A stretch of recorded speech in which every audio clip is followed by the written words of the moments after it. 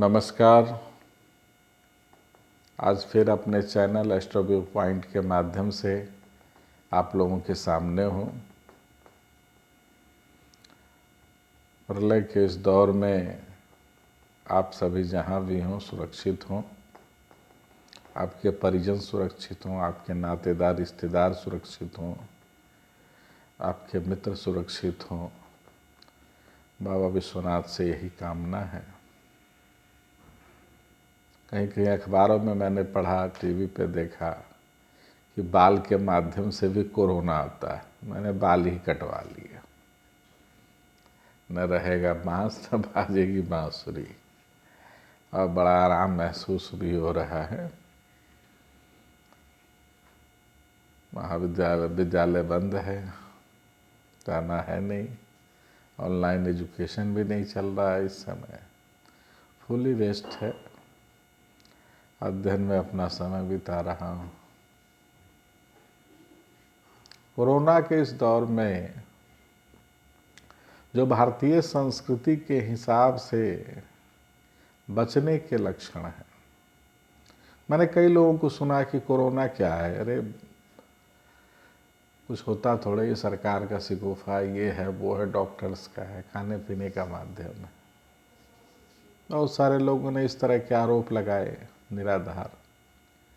लेकिन मैंने देखा है कि विगत एक सप्ताह के अंदर उनके परिवार के ही किसी परिवार के सदस्य को कोरोना ने ग्रसित किया, और लापरवाही तो थी ही, क्योंकि वो उसको मानते नहीं थे, और बेचारे काल में समा गए। बहुत दुखद स्थिति। तो कोरोना को हल्के में नहीं लेना है। लेकिन एक चीज़ और भी है इसके साथ ही साथ कि कोरोना को लेकर के जिस तरीके का भय हम लोगों के अंदर व्याप्त है, वो चीज़ें भी ठीक नहीं।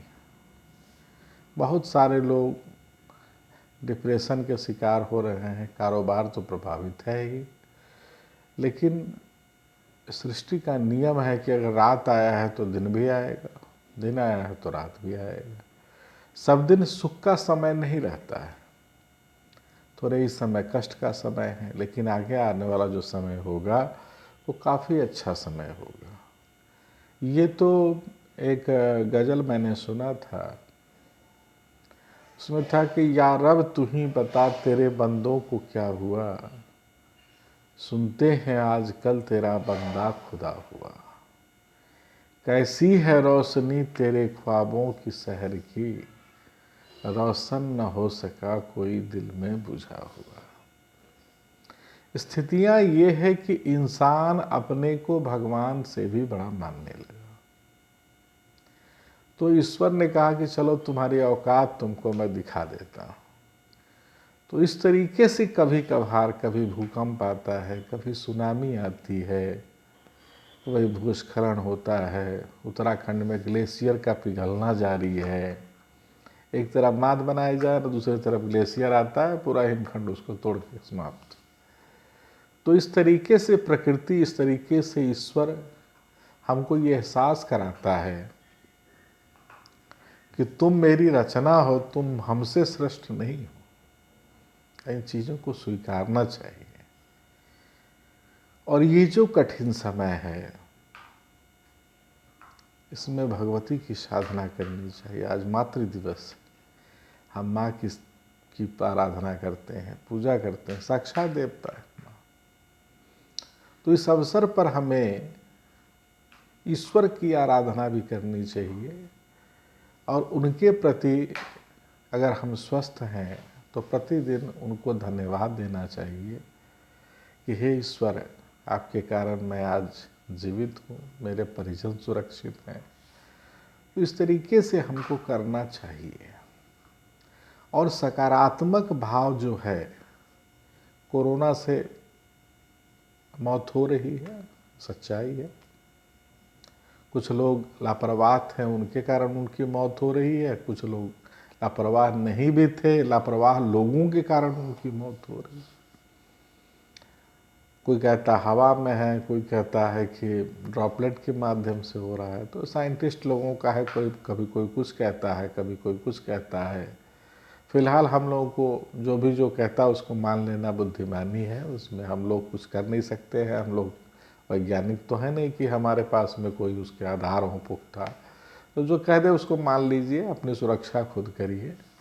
बसों में लिखा रहता है ना, यात्रीगण अपने सामान की सुरक्षा स्वयं करें। तो इस समय दौर है कि अपने जान की सुरक्षा स्वयं करें। तो हमको अपने आप को अगर बचाना है, अपने परिजनों को बचाना है, तो जो भी डॉक्टर्स कह रहे हैं, जो भी साइंटिस्ट कह रहे हैं, जो भी सरकार के नियम कानून है, उसका हमें पालन करना चाहिए। और इसके साथ ही साथ ईश्वर को धन्यवाद देना चाहिए, क्योंकि 98% पर्सन इस कोविड के बाद भी सुरक्षित है, जीवित है।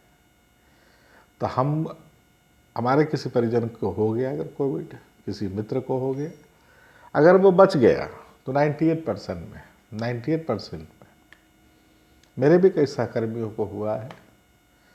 आज सभी ईश्वर की कृपा से सभी सुरक्षित हैं, लेकिन उनके परिजन जो थे, उनके माता पिता, कई लोगों के सास ससुर दिवंगत हो गए।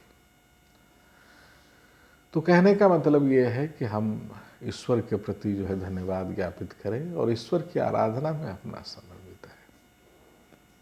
हमारा कोई सुनने वाला नहीं है, हमारी सुरक्षा ही हम कर सकते हैं।